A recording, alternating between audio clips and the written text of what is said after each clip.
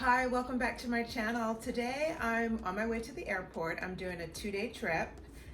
It's just a normal 2-day trip. Normally I do stand-ups, one leg, and then the second day, one leg. Well, today I'm doing 3 legs, so I'm gonna work today. Phoenix, Arizona to St. George, Utah, and then back to Phoenix. And then we go to Grand Junction, Colorado, and that's where we'll be staying the night. So I'm gonna get to the airport. I have about an hour before I check in, so I have plenty of time. I'm gonna park in the garage parking lot today because I think it's like 105 out there in Phoenix. Here in Phoenix, it's 105. So usually in the daytime like this, I park in the garage. And then when I do night trips, early morning trips, I park out in the sun. So I will see you guys at the airport, on the plane, St. George, Grand Junction, one of the above. I wanted to add while I'm driving now from my house to the garage parking lot. I wear glasses. I'm supposed to wear glasses to see far. I don't really need them, but I need them. So I have a pair in the car, and then I keep a pair in my bag. So you've seen the other pair. Because if I don't, then I squint a lot if I don't wear them. But anyway, I wanted to add that when you're doing regular flights, like I'm starting in the afternoon, I have to be there at 2:25. It all depends on the plane that's coming in, like our plane that's coming in, that we're gonna take over. It's like we always have to, worry about how their morning went, how their day went, so that we could be on time.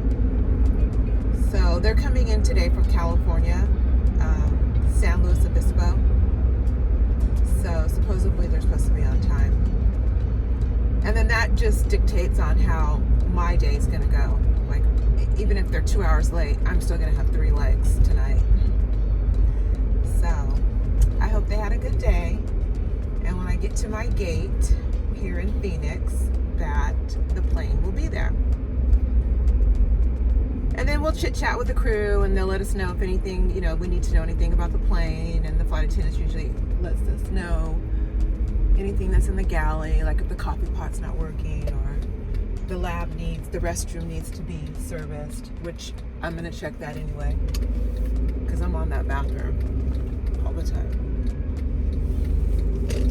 So you fly with me, you're gonna have a clean bathroom. All you do is call the customer service department that handles the bathrooms, and they just come and do it. They clean the inside, or they'll go around to the outside of the plane and dump it, just to be honest, and then it's fresh. But they don't know unless you call, unless somebody, I tell the captain, I ask the captain, mention it, however, that we need a restroom service. We say lavatory service. And he gets on the phone and he calls them and they come and do it. So, but some people don't want to do that. I don't know. Okay, I am pulling into the garage parking lot. So I will see you later. I just wanted to add that. Hi, I wanted to come on and let you guys know that we don't have a captain right now for our first 2 legs, which are Phoenix to St. George and St. George back to Phoenix. We don't have a captain. But we have a captain for Phoenix to Grand Junction, which is our last flight tonight, and then the same captain for tomorrow. So they're looking for a captain for us for our turn to St. George. So we're gonna be late. I will see you tonight in Grand Junction, and I'll let you know how my 3 flights went today and tonight. Hi, I made it to my room in Grand Junction. I'm talking low because the flight attendant that I'm working with tonight, she's in the room next to me. The walls aren't like paper thin, but I just feel like they're kind of thin.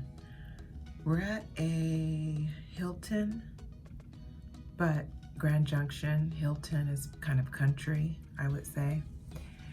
Anyway, tonight, when I got to the airport, I find out that our captain, my original captain, had called off, and so we had no captain.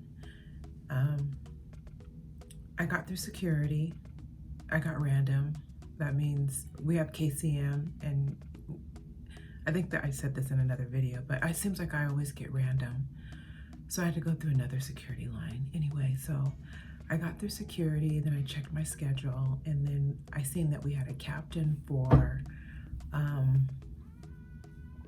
Grand Junction tonight and then tomorrow. So we had a captain for that part of the trip, but we didn't have a captain for the first 2 legs, which were Phoenix to St. George and St. George to back to Phoenix. So those 2 legs, those 2 flights, we didn't have a captain.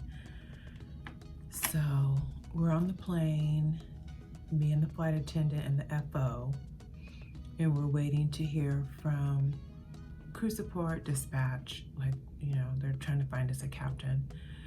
So they found us a captain that was sitting ready reserve, meaning he's sitting at the Phoenix airport, and that's his duty in case somebody needs him. So he's there. And I think you have to be at the plane like in 20 minutes versus waiting for a reserve that could be coming from home.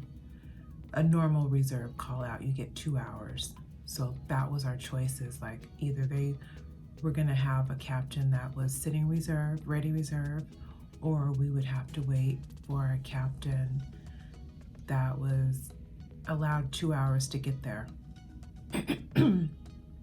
So then our night would have been longer than what it went well. Like, he got there in 20 minutes, so we didn't have to wait for the reserve captain, is what I'm trying to say. So we didn't have to wait that extra 2 hours. So he showed up, so we just left like maybe, it wasn't even like 30 minutes, probably 20 minutes late. Because we did get back, we got to St. George on time, and then we left St. George maybe 10 minutes late. And then we got back to Phoenix, and then our that captain left that came to help us, that was sitting ready reserve. And then our other captain showed up. So we left to Grand Junction, where I'm at right now. And then tomorrow we do our 3 legs tomorrow. So I just wanted to let you know that things just changed, because when I left home, I checked my schedule and I had, you know, my original captain. And then once I got through security, I was double checking my gate is what I was doing. I go, let me just check my gate, because they always change the gates at the last minute. And so when I looked at the schedule, I didn't see the captain on there, and I thought, ooh, this could be bad. It's not bad, we would have left 2 hours later instead of, you know, our normal time. So that's about it. I'm not getting up crazy early in the morning like my normal stand-up trips are, so that's nice. We're still leaving in the morning, but not like crazy early. So I've already showered, and I have my candle going right there. Can you see it? This is kind of an old hotel. It's a Hilton, but like I said, I feel we're in the country. So, but it's decent. I feel like she can hear me next door. It seems it's like really quiet. So that was about it, and I will talk to you in the morning. Good morning. I'm on my way downstairs. Grand Junction to Phoenix, and then today we're going to Flagstaff, Arizona. That's a short flight from Phoenix, and then back to Phoenix, and we're done. So 3 legs today. So last night I was going to tell you also that when you fly into St. George, it's always bumpy. So our captain told us this previously in our briefing before the flight from Phoenix to St. George, that it's going to be bumpy. So we just got up and did a water service, and then we were pretty much ready to sit down. But right when I was walking down the cabin to my jump seat, he got on the interphone on our PA system and said, "Flight attendants, take your jump seat." And I was already on my way, and it was just starting to get, starting to shake. And so a passenger said on my way that she was getting sick, and if we had any, bags or anything like that. And so we do have the white 6 sacks, people put their trash in there too, but that's what it's for. So I just told her that as I was walking, never stopped my beat, just kept going.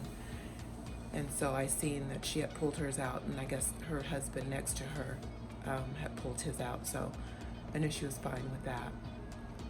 And then I just kept going and got into my jump seat. So that's what happened last night. I thought about that this morning. And then once we landed, when I do my sweep of the cabin to make sure all the, everything's out, I made sure I stopped at her seat to make sure she took her 6 sack with her. Also in our announcement, in my welcome announcement, landing announcement, I say, if you have any other items you'd like to discard, please take them out and place them in the trash can as you exit the aircraft or inside the airport. So I just checked her seat to make sure that she didn't leave anything, because we do have cleaners come on, and I don't want them to pick that up and think it's trash and, liquid goes everywhere. So I made sure I did that. So I'm gonna get downstairs and we're gonna get to the airport for our first flight this morning to Phoenix. I'll talk to you later. Hi, I'm back in Phoenix, Arizona. Did my 3 flights this morning, 3 legs, we call them 3 flights. I started in Grand Junction, of course, to Phoenix, and then Phoenix to Flagstaff, Arizona, then Flagstaff to Phoenix.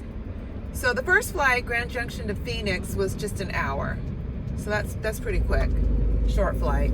It was a service, full service. I did in the back. And then, of course, first class, we do a service every single flight, regardless if it's 15 minutes. And then Phoenix to Flagstaff was only a 25-minute flight, which no service in the back. And then, of course, she did a service in the front. And then 25 minutes from Flagstaff to Phoenix. So everything was on time this morning, which is what we like.